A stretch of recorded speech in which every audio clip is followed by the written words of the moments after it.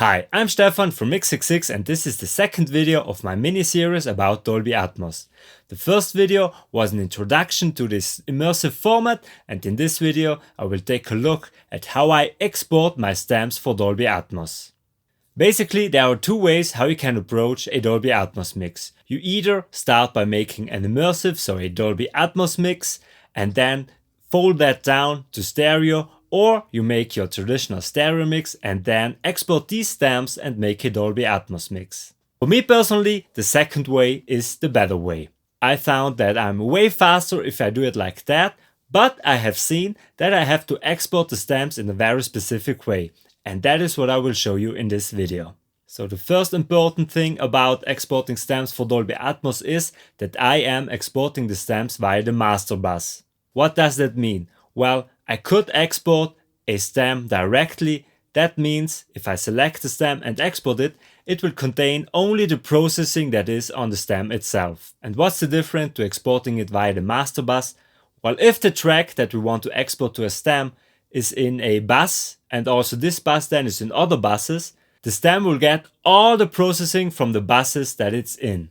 The way I route my project means that the track will sound better, because I use a lot of top-down mixing.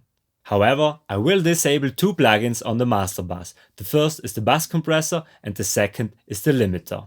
I'm disabling the bus compressor because in Dolby Atmos you don't have a stereo bus, so you cannot use a bus compressor like in stereo mixes, but there is a workaround that I will show you. And the limiter is not active because you don't need this additional loudness from a limiter in Dolby Atmos. Dolby Atmos has very specific loudness requirements, so basically you have to stay at -18 LUFS or below, so there is no need for a limiter. It may sound complicated, but once we open the door, it's really simple. The next particular thing about exporting stems for Dolby Atmos is that I'm making 3 passes of exporting. The first one is all the stems without additional effect auxes. The second export is just these effect auxes. And lastly, the last export is the stereo mix without bus compressor and limiter, as I've explained before. If you export your files like that, you will see that the Dolby Atmos mix comes together pretty fast. Now let's jump into the DAW and see how I export the stems. Here we have the session from the traditional stereo mix. By the way, this is a cover from Rise Against. The song is called Paper Wings. This is covered by Punk Rock Echoes. I will also link to their channel in the description, and we can have a short listen to it. So this is the stereo mix. This is not Dolby Atmos.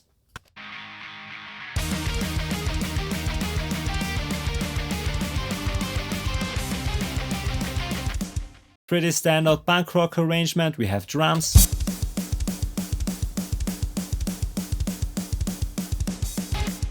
bass,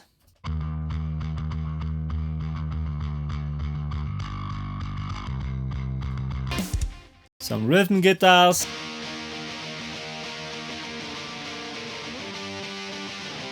some clean guitars in the C part,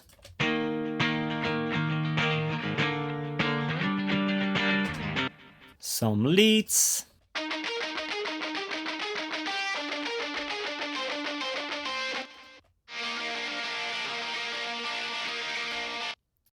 and a solo.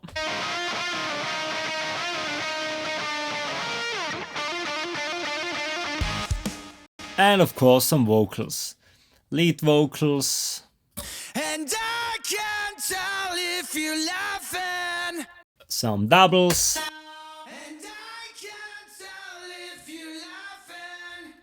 And some harmonies.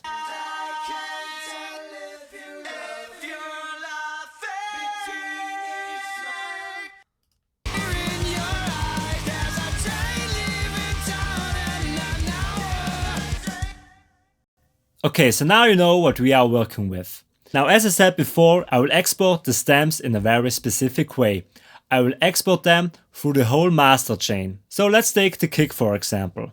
We have some processing on the kick bus, and then the kick goes through a drum bus, through an instrument bus, and finally through the master bus. And we will export the stem from the kick going through all this additional processing. But we will disable some processing on the master chain. We will disable the final limiter also the clipper, which is like an additional limiter, and also the bus compressor. I'm disabling the bus compressor on the master bus because I'm using a special technique to recreate the sound of this bus compressor in Dolby Atmos. As you already know, in Dolby Atmos there is no rear stereo bus, so we have to use a little workaround for that. As I said earlier, I'm disabling the limiter and also the clipper because I don't need the additional loudness from these two processing tools. Now I'm going to make 3 passes of exporting stems. The first pass will be all the necessary stems, but with reverbs, delay and other effects muted, because I will export these auxes, so the delay, reverbs and other effects, in a second pass. I'm doing this to have more control in the Dolby Atmos project.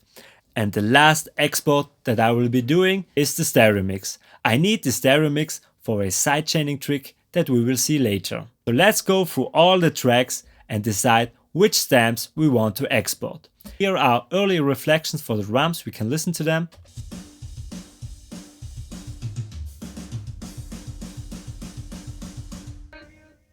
As I said, I will mute reverbs, delays and other effects for now, so I will mute this one.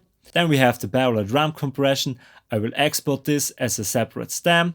Then I choose kick drum, snare drum. So I'm exporting the live snare and the snare samples as one single snare stem, the toms, the overheads, bass. Also for guitars, we will export separate stems. And also here mute the delay. Same for vocals, main vox, doubles, and the harmonies. And of course we mute the effects for now. Now we will export them. Bounce time selection is correct, but source should be selected tracks via master. Sample rate 48 kHz is fine because that's what Dolby Atmos requires. Format wave 24-bit bit depth, perfect, but we have to change the name and also we will create a new folder for that. I'll just put it on my Dropbox for now. So files for Dolby Atmos. And we want to name them track number _ track name. I will also activate the normalization in the post-process render function from Reaper, so if files are too loud, they will get turned down that the true peak is 0 decibel. This is just to make sure that we don't have any clipping files. Now if I hit render 18 files, Reaper will render all the 18 tracks that we have selected, one after the other, going through the whole mastering chain. This will take some time, so I will move fast forward.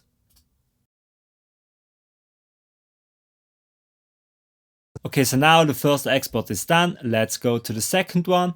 So we will choose all the effect tracks, starting with the early reflections from the drums. Let's select it and unmute it.